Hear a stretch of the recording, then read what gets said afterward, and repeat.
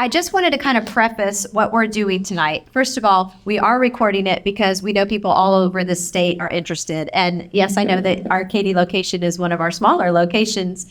So we're glad you could be here in the audience to observe firsthand what we talk about. But we are doing these right versus right forums all over the state on different topics because there are things that those of us that consider ourselves on the right don't agree on. And historically, True Texas Project has kind of avoided those topics because why do we want to start fights among our own people when we can focus on other things where we agree and accomplish a lot more? So we decided to start these conversations, but my number one rule, and I will tell both of you, my number one rule is this is a friendly conversation. What I want you to do is gain some knowledge on both sides and be able to present your own opinion in an intelligent way when you have conversations outside of this group. Okay? You guys understand that? Yes. Because if it gets contentious, I'm going to cut you off. I can't imagine Okay. that either one of us. Okay, awesome. That's perfect. So I'm just going to sit off here to the side and I'm going to ask you some questions. We have a timekeeper. Who's keeping time for us? Somebody with a phone? Can you please? Okay. Our limit. I will tell you with each question what they get, and there's not a lot. So let me put my glasses. Okay. So first of all, we are going to start with you, Richard. If you would please just take 2 minutes to briefly give your background and a rough overview of your stance. Well, I always start with ladies first, but I'm an old Army sergeant, so I don't normally jump out in front of women. But This lady started and asked me to start.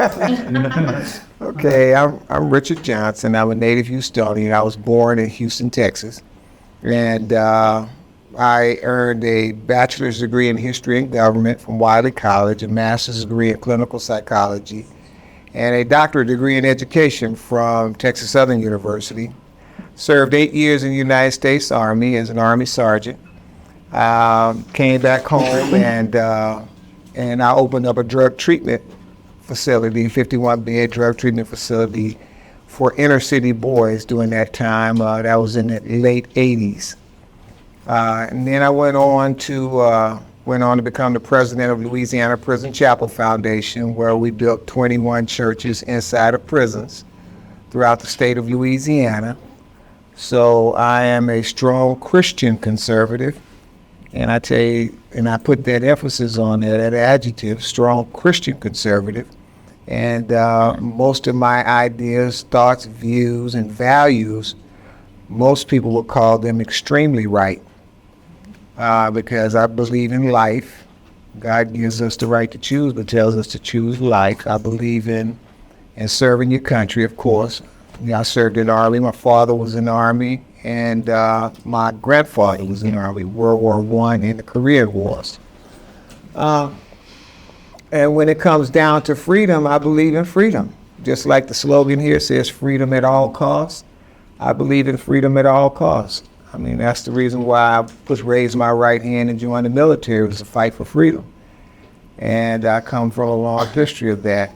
So when we talk about educational freedom, I don't think freedom stops at education. I think that we as parents ought to have the right and ability to make the best possible educational choices for our own children. And I believe that our tax dollars, because I am a taxpayer, I believe our tax dollars ought to follow the child. I believe in funding children and not institutions. So that's why I'm out on the trail, and I've been making about 7 to 9 speaking engagements a month going across the state of Texas, advocating for freedom. I advocate for freedom, I live for freedom, and I'm a true Texan, born and raised. Love it. Okay. Really, same thing. 2 minutes. She'll have 2 minutes to tell about herself and just a rough idea of your stance.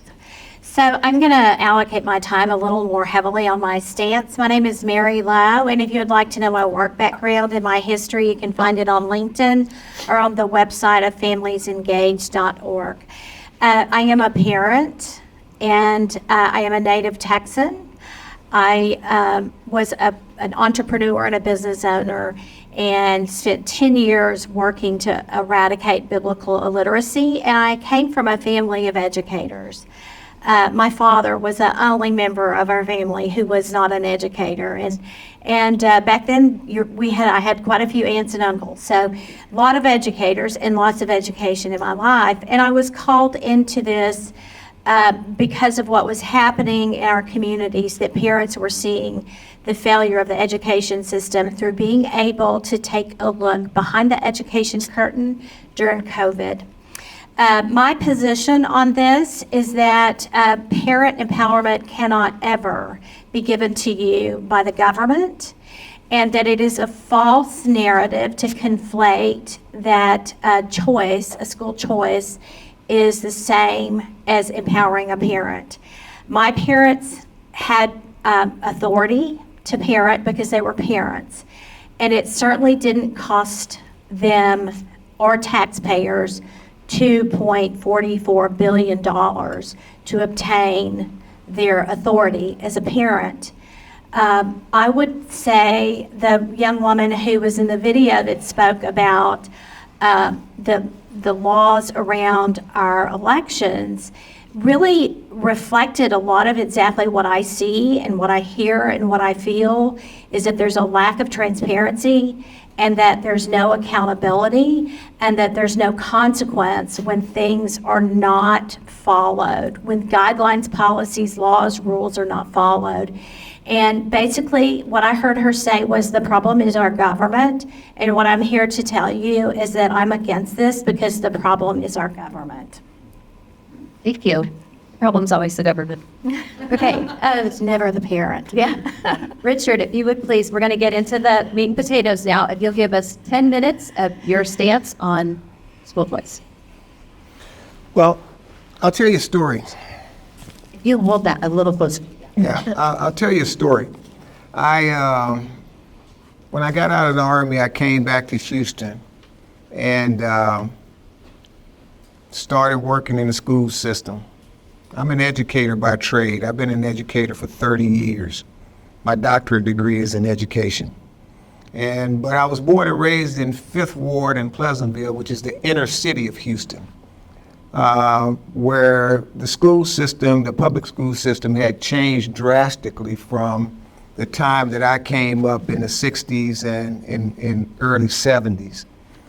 And so much so, when I came back home, I got married, and my wife and I had a couple kids. And I couldn't send my kids to the same schools that I went to. So my wife came home one day and she said, "Richard, I read an article that said that if we send our kids to a Christian-based school, private school, they would get a better foundation in math, reading, and science, as well as strong moral support and development, pre-K through 6th grade."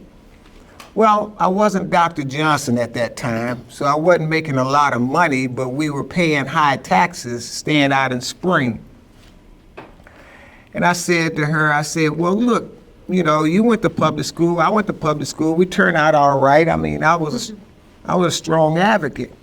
And she said, "Richard, I read an article that states that if we send our kids to a private Christian-based school, they're going to get a better start and a better foundation."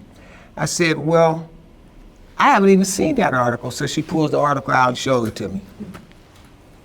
And I looked at the article and I said, "See, here's our problem right here." She said, "What's that?" I said, "That says St. Mary's. That's Catholic. We're Baptist. How can we send our kids? How can our kids turn out better there?" And she said, "Richard," I said, "besides that, we're paying these high taxes over here. And if we take our kid out of here and put them over there, we're going to have to pay high taxes over here, and we're going to have to pay tuition over there." She said, "Richard, all the research says that if we send our kids to this school, to a private Christian-based school, they're going to get a better foundation." Let me tell you guys something. I said, "Well, look, how are we going to pay for it?" She said, "You got to get another job." I said, "I already got one job and I'm trying to go through school." She says, "No, you got to get a job on top of that job." Best argument I ever lost.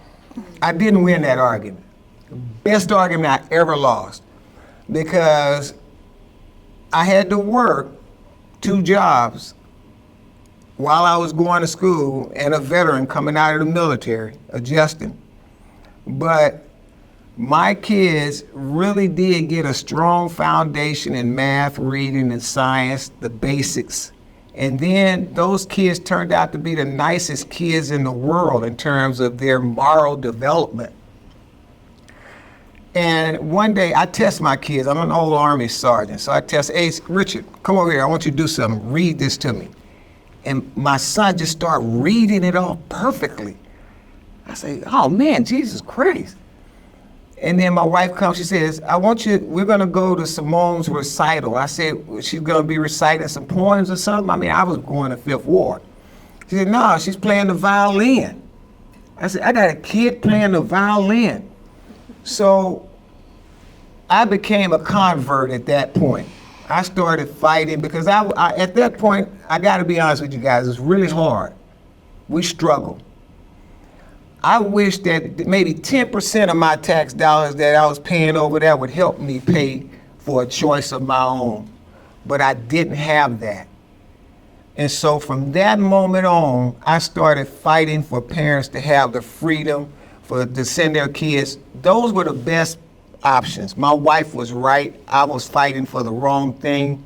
But I learned from her that this choice works. And that was my son now is 26, that was 22 years ago. And it wasn't until about maybe 5 or 6 years ago I ran into a group of other people who were fighting for the same freedom that I was fighting for. I was a lone voice in the inner city of Houston. But when I ran into TPPF, Texas Public Policy Foundation, and we started talking about this, and I was like, man, dude, we on the same team. But they had a bigger team. They had a much bigger team. And so it became a natural fit for me because this is the fight that I've been fighting for over 2 decades, and that is for every parent, because I really want parents now, my kids are grown, but I really want parents now to have an opportunity to make that choice for their children, and their own tax dollars can follow their kid to help them out. And that's true freedom, I believe. Okay, Baird. Thank you. Okay, well, first of all, I would just like to dispel a misconception about charter schools, private schools, and public schools, and that a charter school is always a better performer academically than a public school. And I would also like to dispel that the private school is always a better performer or their students achieve at a higher level than the public school. The common denominator for poor academic performance for students or poor outcomes for students happens to align with the socioeconomics of which they live and how they exist, which is certainly consistent with what Dr. Johnson just shared with you. The other thing is parents who have skin in the game and who have some investment in what their children are doing, as Dr. Johnson did, those children tend to do better no matter where they are. So I would like to point to that the real issue for the failure is the family unit. And then the next thing that I would like to dispel is that the government education school, if they're providing, is without a doubt in a state of crisis. Even in the highest income areas, there are elements of crisis. And I've formed an organization, and we have traveled across the state of Texas, but we advocate for parents in the public school system and sometimes in charter schools. One of the major differences when we advocate for parents in a charter school versus the public school is that we cannot have any input or any say in the charter school because there is no representation. It is actually taxation without representation. And those schools have the right to kick you out or not let you in, which the private schools all have the same thing. So they can skew the data and the outcome because they cherry pick and cherry kick who attends. And if you're not happy with what is happening at the school, for example, I had a parent who didn't like the lesson that was being taught about a racial incident where a police officer killed a man. And they complained to the school and felt that it was just age inappropriate. Not that they were opposed to the lesson, but that they didn't want their kindergartner learning about murder. And so there was no place for me to go. But in the public school, I have recourse because we have processes in place for that. So the next thing I want to talk about are the bills that have been put forth by the state. And I would also add at this time that Texas Public Policy Foundation has a very front row seat at the table of the bills that are put forth by our government body and by our legislators. There has yet to be a bill put forth that does not have strings attached and that is truly reaching those lower socioeconomic students.